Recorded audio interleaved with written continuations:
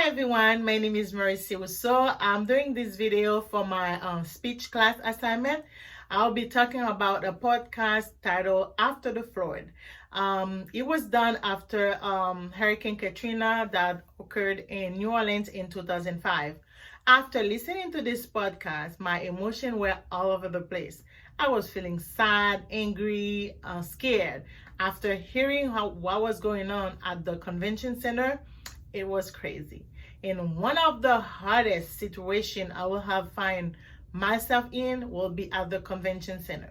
People were dying, they had no food, no electricity, and people were being raped. So I don't believe my emotion will have affect my interpersonal communication with those who were trapped in the same situation as me.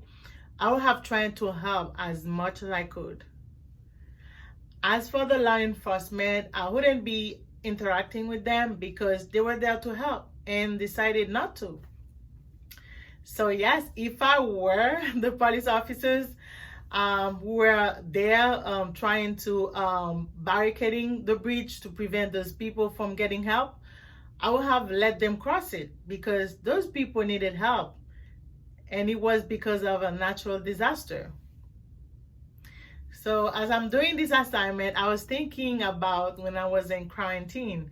So the most difficult challenges was not having enough food to feed my family. Me and my husband were thinking about leaving the food for the kids since they were too young to deal with hunger. So yes, I think my perception has changed of being in quarantine has changed after listening to this podcast. So the most, I think what was causing the most difficulties for the people in New Orleans was the rejection from the police officers.